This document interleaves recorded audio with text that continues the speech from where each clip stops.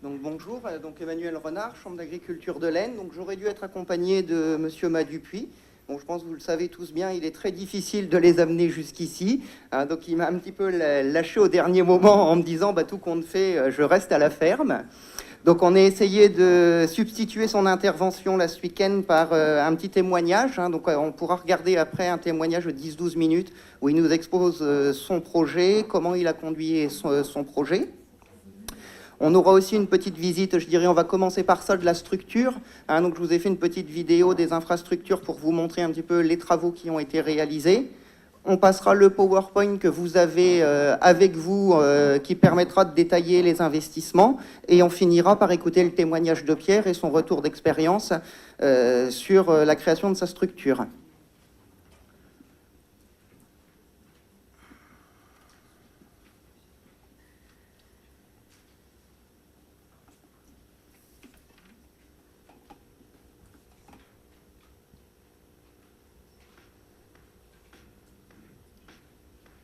On aurait dû avoir du son, on n'a pas de son, donc ça c'est le terrain, je dirais, préalable à la structure.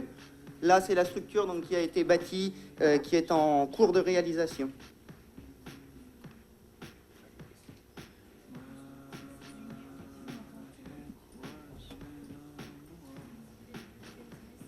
Ouais, bon, on en a assez.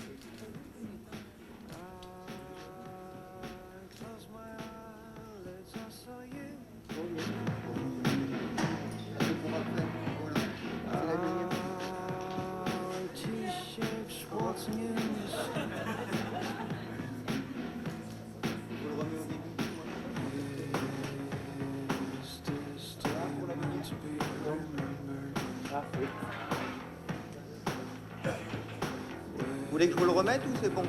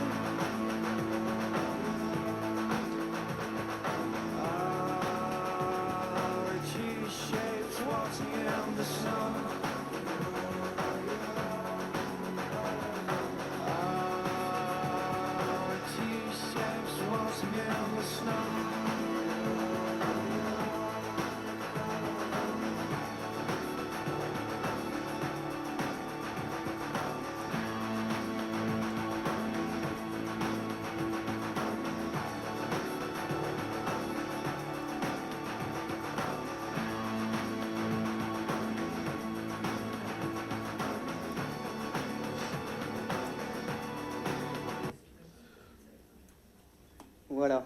Donc bon, j'ai essayé de faire court pour pas respecter, je dirais, les délais impartis de cette présentation. On aurait pu faire 10 minutes de vidéo sur la structure, essayer de raccourcir. Je vous propose maintenant de regarder un petit peu le PowerPoint que j'ai préparé qui va détailler un petit peu ce que vous avez vu et on terminera par le témoignage de Pierre. Alors...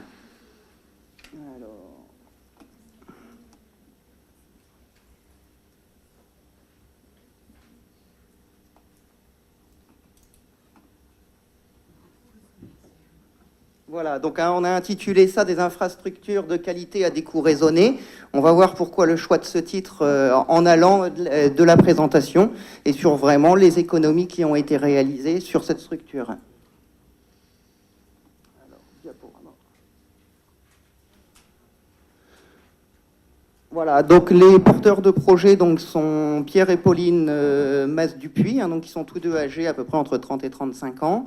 Donc Pierre est titulaire d'un BES2, hein, donc il est instructeur, d'une licence professionnelle en management des infrastructures équestres qu'il a obtenu en même temps que son diplôme d'instructeur. Donc il a passé, suite à son diplôme, 8 ans d'expérience professionnelle passée à l'étranger, en Belgique et aux Pays-Bas, dans des écuries aussi bien de commerce que de valorisation. Et il a souhaité, au bout de ces 8 ans, je dirais, revenir en France, car pour lui, l'installation en Belgique et aux Pays-Bas était impossible. On parle ici d'accès au foncier et de prix de foncier, c'est encore pire chez eux. Donc il a refranchi la frontière et il est revenu sur sa terre natale pour mener à bien son projet. Donc son épouse, donc Pauline Mas-Dupuis, donc 32 ans, était titulaire donc d'un BES1, d'un bac agricole, de 5 ans d'expérience en tant que monitrice à l'extérieur et de réelles compétences en agriculture et en élevage, étant issue d'une famille d'agriculteurs. Et donc elle avait en charge, avant la création de l'infrastructure, et elle continue, d'un atelier de taurillon au sein de l'exploitation familiale. Donc leur projet donc, a été la création d'une infrastructure neuve en parallèle de l'exploitation. Donc ils ont racheté à l'exploitation un terrain de 4 hectares au prix agricole, hein, sans spéculation. Ce terrain était viabilisé d'un point de vue électrique et les chemins étaient réalisés. Donc leur objectif était de disposer d'une structure fonctionnelle accueillante pour accueillir 20 à 25 propriétaires orientés vers le sport. On n'est pas dans le cadre d'un centre équestre, on était vraiment dans une écurie professionnelle. Donc Pierre tourne en CSI 1, 2 et 3 étoiles et son but était de développer une activité, offrir à des cavaliers amateurs le luxe d'un cavalier professionnel pour l'entretien de leurs chevaux et l'accompagnement. Donc voilà pourquoi on est resté sur 20 à 25 propriétaires. La volonté d'organiser des concours amateurs et pros, donc on va le voir dans les structures, les choix qui ont été faits pour pouvoir répondre à cette exigence, et de respecter un budget de 450 000 € hors terrain. Donc les priorités qui avaient été fixées par Pierre étaient de disposer de sols de qualité, des infrastructures sécurisées pour les chevaux et les clients, des box confortables, faciles d'entretien, chaleureux pour les propriétaires. Et toujours vraiment impératif pour lui, le budget qu'il jugeait déjà conséquent, qu'il était impératif de respecter. Donc au niveau des infrastructures, donc, le choix a été fait, donc un manège de 50 par 30, il nous expliquera après dans son témoignage pourquoi c'est 50 par 30, une carrière de 80 par 50 qui a été terrassée pour 120 par 70, mais aujourd'hui la réalisation a été faite que sur 80 par 50, mais toutes les pentes sont prévues pour pouvoir l'agrandir. Une salle d'accueil panoramique qui n'est pas aujourd'hui réalisée et qui n'est pas dans le budget de 450 000 €, je tiens à le préciser. Une écurie donc de 21 box tout confort, un parking et des voiries stabilisées, un rond d'Avrincourt donc, que l'on a vu, et quelques paddocks enherbés. Je parle bien de paddocks enherbés, ce n'est pas du pâturage. Voilà, donc au niveau des écuries, donc les choix qui ont été faits, donc on a appelé ça une écurie fonctionnelle, donc une allée centrale de 6 mètres, 3 stalles de préparation dont une équipée d'un solarium, 2 douches eau chaude, donc douche eau chaude dans 2 stalles sur 3, une sellerie, laverie obligatoire, chaque propriétaire a l'obligation de payer une cotisation de laverie et l'intégralité des couvertures est gérée par l'entreprise moyennant une cotisation. Mais hors de question dans ces écuries-là d'avoir un cheval avec une couverture sale, en gros. Tous les 15 jours, tout passe à la laverie. Donc une cotisation est demandée de laverie. Donc une écurie qui, vous l'avez vu sur la vidéo, qui a été isolée en panneau sandwich par partie. Donc on l'a bien vu au-dessus du parpaing dans le manège. Tout est du panneau sandwich déclassé afin de garantir une isolation dans l'écurie. Une ventilation, j'irai optimisée, vous l'avez vu, par la présence quand même de nombreuses fenêtres, et dont on ne le voit moins, aussi 2 cheminées de tirage dans l'écurie qui sont situées en milieu de toiture. Un accès direct au manège sans sortir, aux sanitaires, donc qui seront de l'autre côté du manège sous l'appentis. Un couloir est prévu d'1 mètre de large qui passe derrière le manège en zone couverte pour accéder au sanitaire et au clubhouse sans sortir de l'extérieur. Et donc on a bien vu, nous sommes quand même sur une écurie de 50 mètres de long pour uniquement 21 box, avec un couloir de 6 mètres. Tout ça a été raisonné pour avoir du pré-stockage de fourrage au minimum pour 15 jours dans l'écurie pour ne pas balader des ballots à longueur de temps et 3 fois par semaine. Donc on a un pré-stockage de fourrage de 15 jours dans le bâtiment. Des locaux techniques, la volonté n'était pas d'avoir le compteur électrique en plein milieu du bâtiment à côté de la porte, donc des petits locaux techniques type toilette 1,50 m par 1,50 m ont été prévus et fermés à clé, donc un local électrique et un local eau. On verra après pour l'eau pourquoi un local si important lié au fait qu'on est sur une station de forage pour être autonome en eau. On a bien vu les sols équestres aux alentours qu'il y avait vraiment une nécessité d'être autonome en eau. Un accès donc direct au manège, au sanitaire, au clubhouse, sans sortir du bâtiment et le pré-stockage. Donc voilà un petit peu ce qui a été raisonné sur l'écurie. Donc au niveau des box, donc a été fait le choix de faire des box 3,50 m par 3,50 m avec des façades et parois de qualité, j'ai indiqué. Donc on est sur des parois qui sont en galvanisation à chaud, du rempilage en polypropylène et non pas en bois, des serrureries encastrées dans les portes, des mangeoires accessibles depuis l'extérieur, des abreuvoirs sécurisés, donc vous avez vu en dessous les protections inox qui ont été mises, des façades intégralement ouvertes liées au fait qu'on a le couloir de 6 mètres pour faciliter le curage. Ce choix a été fait par rapport aux parois coulissantes pour pouvoir curer 3 box si on en a envie et non pas toute l'écurie de bout en bout. Étant une écurie de commerce, il y a beaucoup de chevaux de passage. Le curage de bout en bout, ça va bien pour les écuries de type club qui curent tout d'un coup. Lui voulait pouvoir garder cette liberté de curer un box quand un cheval s'en va sans faire le chantier dans toute l'écurie. Donc voilà le choix. Autre chose qu'on peut voir aussi, je pense qu'il peut surprendre comparé à ce qu'on a vu au préalable, c'est qu'une bonne partie des maçonneries ont été réalisées en parpaing. Tout ça sera recouvert de caoutchouc de type des tapis de mine, qui ne sont pas encore présents, parce que la structure, lorsque j'ai fait la vidéo, est encore en travaux, ils y sont encore pour 6 mois. Le raisonnement qui a été fait, je vais choquer, je pense, beaucoup de personnes, nous sommes sur du parpaing creux. Pour une seule raison, c'est qu'avec les tapis de mine, l'impact qui est donné dans le parpaing est plus diffus que lorsqu'il n'y a pas de tapis. Et jusque-là, dans son ancienne écurie historique, il n'a pas de problème d'être en parpaing creux devant une plaque de contreplaqué marine de 10 dans l'ancienne écurie. Il n'a pas de problème parce que l'impact est réparti. Donc il n'a pas de problème de ce côté-là d'avoir travaillé avec du parpaing creux. Et ça a quand même bien diminué le coût des maçonneries par rapport à du parpaing banché qui est excessivement plus cher. Au niveau de la carrière, donc une carrière de constructeur reconnu, donc 80-50. Donc Pierre nous exposera un petit peu. La carrière a été réalisée donc, par une entreprise, je pense que beaucoup de monde connaît, c'est Concept Sol, donc qui a réalisé, qui est très réputé nord de Paris, je vais dire, et qui intervient énormément.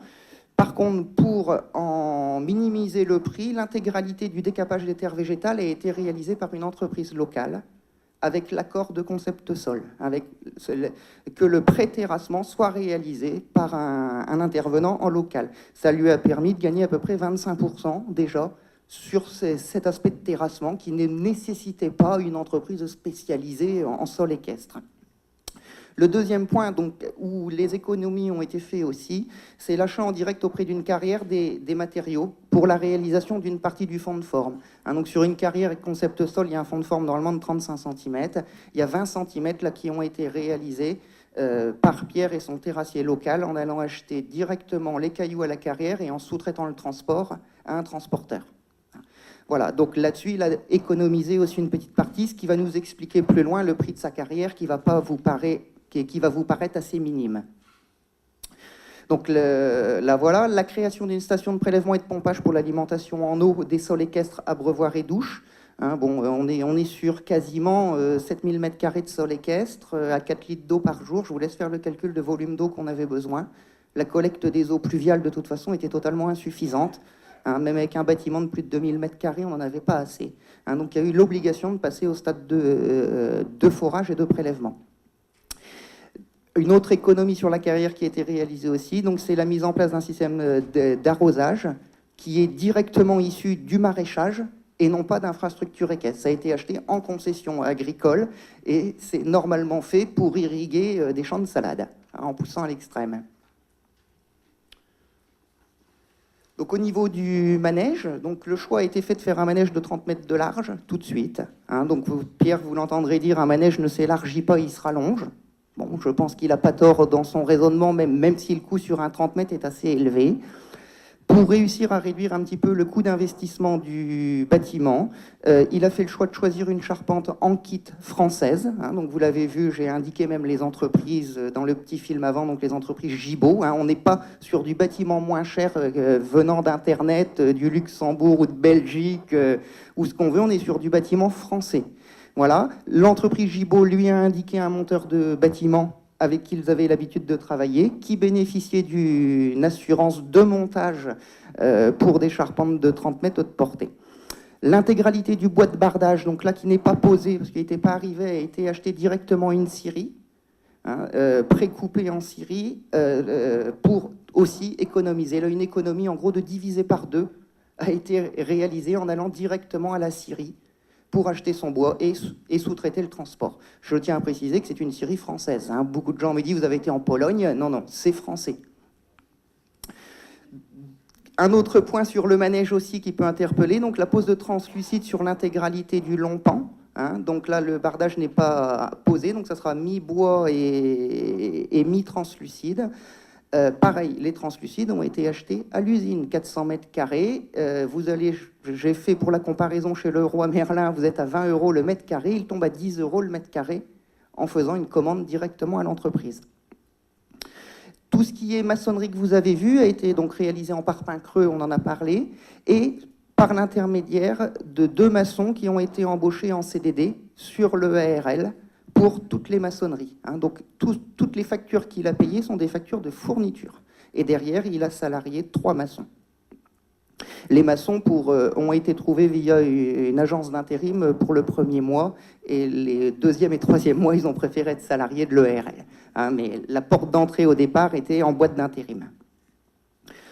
Voilà, donc un solant blanc fibré réalisé par un spécialiste reconnu, donc vous l'avez vu, donc là on est sur sol fibré dans le manège, des arrosages par canon fixe, donc pareil que pour l'extérieur, mais dimensionné un petit peu plus petit, 30% de tôle translucide en toiture pour améliorer la luminosité naturelle, vous avez vu que c'était quand même très très lumineux dans le manège, je pense que ça va être très agréable, et a aussi été raisonné sur le manège, 3 accès avec l'extérieur, hein, donc 2 grandes portes en pignon, plus l'accès par l'écurie pour passer en direct. Donc au niveau dépenses, donc aujourd'hui, vous avez vu les travaux au stade où ils en sont. Il reste tout ce qui est aménagement, pose de bardage, les grosses économies qui ont été faites, donc charpente, couverture et plot béton. Hein, donc c'est un bâtiment de 2375 mètres carrés, un hall central de 30 mètres, une écurie accolée de 12 mètres 75 et de l'autre côté un appentis de 5 mètres. Le bâtiment lui revient posé à 128 000 €. La décomposition du prix, c'est 98 000 € pour la charpente livrée sur le terrain et 30 000 € pour le monteur. Les premiers devis que nous avons eus par des constructeurs qui prenaient l'intégralité du projet, nous étions à 180 000 €. Ce qui, moi, ne m'avait pas paru excessif, déjà par rapport à un constructeur spécifique équestre qui nous aurait fait un beau bâtiment en lamelé-collé, quoi. Hein, donc même en passant sur une structure métallique agricole, on était quand même à 180 000. Donc là, on a eu une belle économie, je dirais, sur ce lot-là en bâtiment. Les carrières extérieures, hein, donc nous sommes sur une carrière de 4000 m², concept sol, avec le pré-terrassement, donc qui a coûté 80 000 €. Un sol de manège fibré à 24 € le mètre carré pour 1500 m², hein, donc 35 700. Le rondin Vrincourt, où vous entendrez Pierre parler, qui aujourd'hui dit « c'est le meilleur investissement que j'ai réalisé et c'est ce que j'utilise le plus, je ne comprends pas ne pas l'avoir fait avant, un rondin Vrincourt est impératif sur une structure comme la mienne ». Les aspects de forage de station de pompage et de canon pour 36 500 €. Il faut préciser qu'on n'avait pas l'eau loin, on a eu l'eau à 25 mètres. Et donc on a foré à 32 mètres par sécurité, mais donc ce n'est pas le forage qui a fait réellement le prix. On est à une centaine d'euros du mètre hors pompe, donc ce n'est pas le forage qui a augmenté le prix. Mais par contre, la station de pompage et tous les équipements, vous voyez bien qu'il y a quand même un vrai lot économiquement à mettre. Les box, donc l'intégralité des 21 box plus aménagement écurie. Ce que j'appelle aménagement écurie, c'est la partie laverie, la partie sellerie, les cloisons complètement fermées et toutes les portes d'accès à l'écurie. Ce lot a été traité à concept sol, donc pareil que pour les carrières, donc pour 51 000 euros. La dalle d'écurie, donc on arrive à 25 euros le mètre carré. Pourquoi un tel prix? Ça a été tiré par un dallagiste belge, là je l'avoue, c'est du béton belge. et avec une entreprise spécialisée, vous n'aurez pas ce prix-là sur une dalle de 200 mètres carrés, quoi. Hein, là c'était vraiment eu égard à la surface à réaliser qu'il a réussi à tirer le prix. Ce prix-là est quasiment le prix des matériaux si vous la faites vous-même avec votre petite bétonnière, quoi, hein. Donc c'est vraiment pas excessif. La maçonnerie, bardage et travaux divers, donc à 54 000 euros, qui englobe le salaire des maçons, un salaire brut, hein, a été comptabilisé pour les maçons. Et terrassement et voirie, aujourd'hui, il en est à 15 000 euros. Il sait très bien qu'il reste quand même beaucoup de voiries à réaliser. Aujourd'hui, l'intégralité des voiries, pour limiter les coûts, a été fait sur fond cré. On sait très bien qu'il faudra refermer tout ça avec un caillou de qualité bleu pour éviter que ça se souille. Donc c'est vrai qu'il y a encore un gros bloc de voirie à mettre sur la structure. Alors, je n'ai pas fait le total exact, je pense que quelqu'un a dû le faire. De tête, là nous sommes à 420 000 euros de dépenses.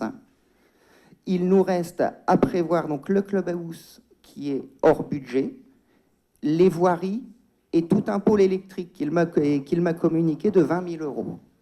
Donc on va quasiment être à 450 000 euros hors clubhouse. Donc voilà un petit peu sur l'intégralité du projet à Pierre. Alors pour Pierre aujourd'hui, les économies qui ont été réalisées, donc on en a parlé un petit peu en allant, donc c'est charpente et couverture du manège, le bardage du bois en direct de la scierie, le bardage entre le manège et l'écurie en panneaux en sandwich, qui quand même a été 3 fois moins cher qu'un bardage bois. Hein, on est à 10 euros le mètre carré sur du panneau sandwich de 40 qui est du déclassé. Hein, mais comme il dit, j'avais pas besoin de longueur de 6 mètres de panneau sandwich, des sections de 3 mètres me suffisaient. Le mur de l'écurie en parpaing creux recouvert de tapis de caoutchouc de mine recyclé, le pré-terrassement des sols équestres, l'achat d'une partie des matériaux de remblai et l'embauche des maçons à la ferme.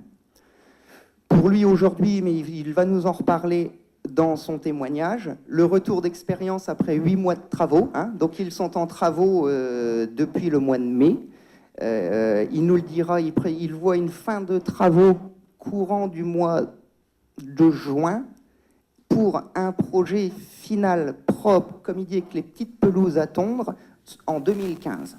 Hein, donc on est vraiment sur quasiment 3 ans de travaux. Sa réaction est de dire « chef de chantier, c'est un métier ». Deuxième chose qu'il me dit, il est impératif de disposer des écuries d'un personnel de confiance sur qui se reposer, parce qu'il dit aujourd'hui, ça fait 8 mois que je délaisse mon métier de cavalier, et que sur l'aspect commercialisation des chevaux, il le sent bien. Sur sa dernière année, il avait une habitude de vendre 5 à 8 chevaux par an, il en a vendu 2. Et comme il dit, pas 2 à gros prix. Hein, donc il dit, il faut quand même faire le choix.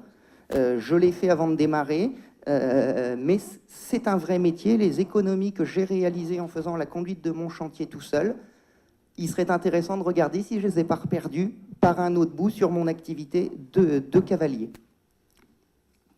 Voilà, donc je vous propose de regarder un petit peu le témoignage de Pierre, qui dure une dizaine de minutes, hein, et qui va nous réexposer un petit peu l'intégralité de sa démarche.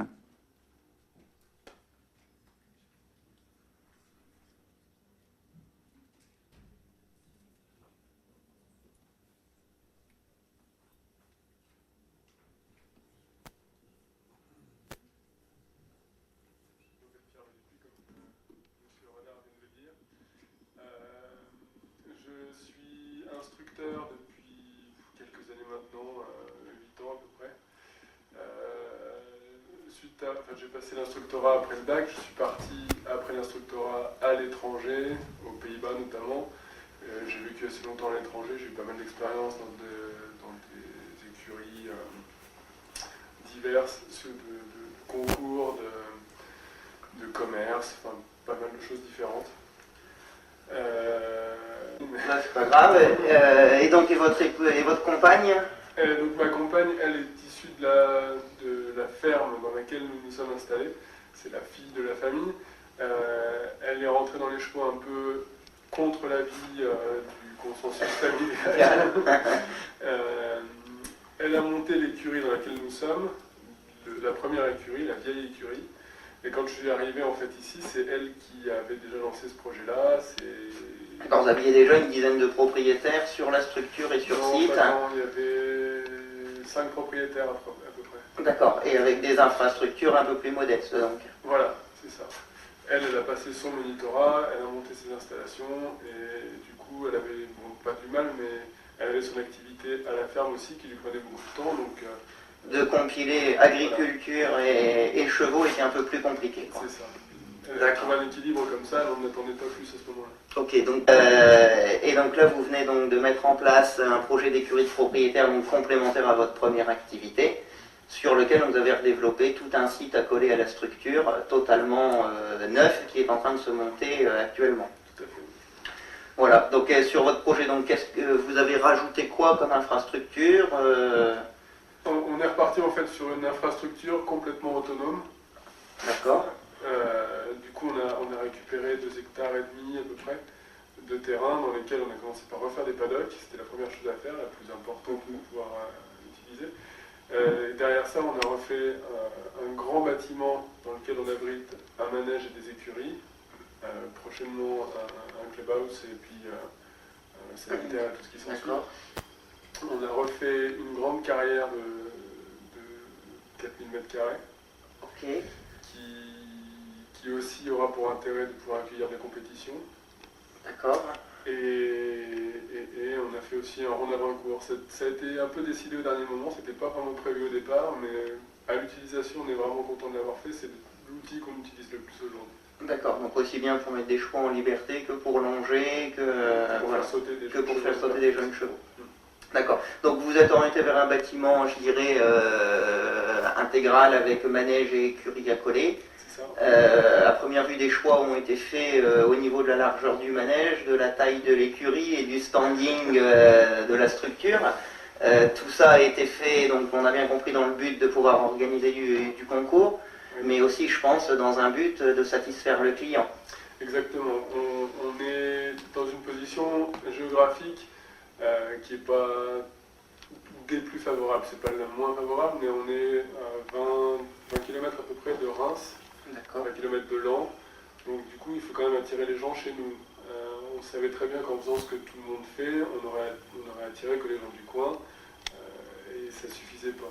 Donc du coup on s'est positionné sur un standing un peu plus élevé, des gens qui veulent faire que de la compétition, donc on essaie d'amener une qualité de service qui s'y prête, et du coup des installations qui sont en concordance avec ce qu'on veut donner comme prestation. Donc on se base vraiment sur un marché et une clientèle plus vers le haut de gamme pour espérer lui faire un petit peu de kilomètres pour toucher des bassins de population un peu plus éloignés de la structure. Exactement. On a eu beaucoup d'intervenants différents. C'est pas un projet qui a été traité, je dirais, avec une seule facture et un seul intervenant, une seule entreprise. L'intégralité, on a à première vue dit de nombreux intervenants. Quel a été, je dirais, pourquoi ce choix de différents intervenants. Si c'était à refaire aujourd'hui, est-ce que vous prendriez le projet de la même façon, hein, ou est-ce que vous le traiteriez à une seule entreprise? Voilà, pourquoi autant d'intervenants sur l'intégralité de votre chantier? Alors en fait, c'est déjà parce que le chantier, je voulais pouvoir le suivre de près. C'est quelque chose que, enfin, pour ma part, je réfléchis depuis de nombreuses années. C'est ça. Et du coup, je ne voulais pas laisser ça à quelqu'un d'autre. J'ai aucune expérience dans l'architecture, dans le job de maître d'œuvre. Dans le job de maître d'œuvre. Une petite expérience de l'avoir vu, mais jamais de l'avoir vécu en fait. C'est quelque chose d'assez lourd et compliqué, c'est certain. Je pense aussi que j'ai eu de la chance parce que j'ai été très bien conseillé, très bien orienté. Et puis oui, on n'a pas eu de soucis majeurs non plus, c'est sûr que bon, pour l'instant, c'est pas encore terminé. Ok, donc et aussi peut-être une raison un petit peu économique, quand on regarde par rapport à votre vie, entre le projet clé en main et le projet final, même si le tarif final reste encore aléatoire au jour d'aujourd'hui, ça apparaît moins cher. Ça, je pense normalement, oui, bon, je suis auvergnat, faut pas- on a une réputation à tenir. D'accord, ok. Mais bon, non, mais oui, justement. Normalement, on devrait finir en dessous d'un projet clé en main avec les petites fleurs à la porte. Et ce qui est normal parce que le boulot que je fais, du coup, je le paye pas. D'accord. J'aurais à le payer à quelqu'un d'autre, et ce qui est logique. D'accord. Quels sont, je dirais, pour vous aujourd'hui les grands postes d'économie là sur le projet au stade où il en est sur quel poste à première vue on a vraiment réussi à tirer les prix, quoi? Et bah, du coup, après réflexion, avec la Chambre d'agriculture notamment, on a fait pas mal de comparatifs. C'est essentiellement le bâtiment et son montage qui sont vraiment source d'économie par rapport à un bâtiment en bois, en lamelé collé ou quelque chose comme ça, c'est là où vraiment l'économie majeure a été faite. Tout à fait. D'accord. Donc c'est une structure kit, si je ne me trompe pas, et qui a été montée par un monteur local qui était déjà intervenu au sein de l'exploitation. C'est ça, oui, tout à fait. Pour réparer un bâtiment qui avait été mal monté, justement. D'accord. Le choix des carrières, des types de sols, ce qui a été recherché, pourquoi avoir pris quand même un spécialiste en sol équestre, et tout en ayant pris un spécialiste de sol équestre, on a l'impression que vous n'arrivez pas à des tarifs exorbitants au mètre carré sur la structure. C'est un partenariat avec le constructeur, c'est une partie des travaux réalisés vous-même. Comment on a réussi et pourquoi ce choix de sol de grande qualité, quoi? Alors c'est un peu tout ça déjà. La première chose, c'était d'avoir un grand terrain pour pouvoir organiser du concours. Un grand manège, large surtout. C'est qu'on pourra l'allonger, on ne pourra jamais l'élargir. Les photos sont montées, c'est fini. Donc, du coup, on a choisi de la largeur et pas forcément extrêmement de longueur pour l'instant. La taille de la carrière détermine aussi son prix, c'est certain, mais le devis qu'on avait réussi à tirer en cherchant nous-mêmes les matériaux et en ayant du mal à trouver le matériel adéquat, voilà, on arrivait à peu près, on arrivait à un tarif assez correct, mais bon, qui représentait quand même déjà beaucoup d'argent. Pauline a insisté pour que je demande un devis à Concept Sol. D'accord. Parce qu'ils sont dans la région, ça aurait pu être. Et qui sont très réputés voilà. sur notre secteur. Voilà. Du coup, le devis qu'ils m'ont présenté, sans considération de notre position, restait plus élevé que ce qu'on avait. Après discussion et compréhension de leur part que notre but était d'organiser de la compétition, ils ont compris qu'il valait mieux faire un tarif beaucoup plus abordable pour nous, limiter leur marge, certes, mais du coup ça nous permettait de faire ça quasiment au même prix, voire même au même prix que ce qu'on avait prévu. D'accord, en faisant avec l'intégralité avec un terrassier local, vous arriviez quasiment sur les mêmes budgets, quoi. Exactement. Donc on a pris un terrassier local pour toute la plateforme de base, un terrassier qui travaille très bien. Ça a été validé du coup par Concept Sol avant, qui est venu voir son travail avant de se lancer dans les sols. Là-dessus, oui, ça nous a coûté beaucoup. D'accord. Donc la réelle économie est là, c'est que l'entreprise a compris qu'ils avaient un intérêt d'un point de vue pub et commercial d'être implanté ici. Et deuxième chose, que vous aviez quand même travaillé avec un terrassier local, avec accord bien sûr de l'entreprise Concept Sol pour une partie du terrassement. C'est ça. Après réflexion aussi, je me suis dit que en inscrivant le type de carrière sur les programmes de concours, inscrire sol microsable, ça ne veut pas dire grand-chose. Inscrire Concept Sol, c'est une marque. Voilà. D'accord. D'accord. D'où vraiment le choix. Et aussi le service après-vente. Si je m'étais trompé dans la réalisation de la carrière, il fallait que je refasse, ça me coûtait le double. Et là, c'est. Voilà. Et l'économie était plus réellement là. Plus du tout. D'accord. D'un point de vue de l'intégralité, je dirais, de vos démarches administratives, tout ça, a pris combien de temps à peu près entre le... Alors on va pousser à l'extrême, entre réellement la préparation du permis de construire, votre dépôt de permis de construire, l'obtention du permis de construire et la première pierre. Il s'est écoulé 6, 12, 18 mois. 18 mois. C'est écoulé 18 mois entre le début du dessin à la première pierre posée. Oui, facilement 18 mois. D'accord. On ne voulait pas le croire au début. Quand on s'est rencontrés la première fois, on était très pressés, on voulait que ça se fasse dans le mois qui suivait. D'accord, donc 18 mois. Et là, on est en travaux ici depuis le 1er mai. Donc on est à plus de 6 mois. Alors, donc on est à 24 mois entre le premier dessin et le stade que vous allez pouvoir voir en vidéo là de suite, et avec un projet d'avoir terminé pour fonctionnel, les pieds au sec et tout va bien. En étant raisonnable, tout sera terminé, je pense, à l'automne prochain, apparemment. Je pense au printemps pour que tout soit fonctionnel. Je pense que le clubhouse va prendre un peu plus de temps. D'accord. Donc les premiers concours sous 18 mois à première vue, 2015, qui là marqueront réellement la fin des travaux et une structure de qualité. Tout à fait. Voilà, et ben un grand merci, et puis peut-être à bientôt lors d'une autre rencontre pour venir voir la phase finale des travaux et tout ça terminé. Merci, voilà. Merci à Manu pour son soutien voilà. dans le projet qui est permanent et encore d'actualité.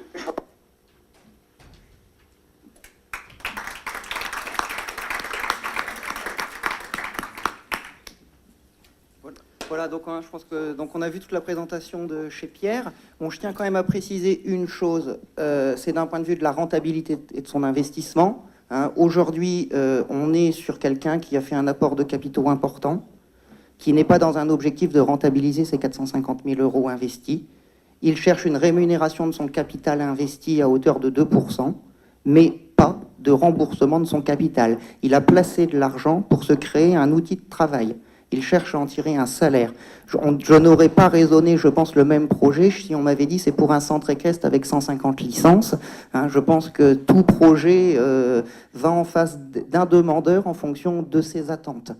Je pense que c'est pas transposable à tous les cas et surtout pas pour une activité de centre équestre. Et il faut aussi dire aussi qu'il a, entre guillemets, fait le chef de chantier. Il a pu se permettre de se libérer du temps pour faire le chef de chantier, car la majorité des chevaux qu'il monte, il en a une partie. Il n'aurait pas pu avoir la même démarche de délaisser son métier un petit peu de cavalier depuis le mois de mai s'il n'avait que des propriétaires. C'est faisable parce qu'il a pour majeure partie propriété des chevaux qu'il valorise.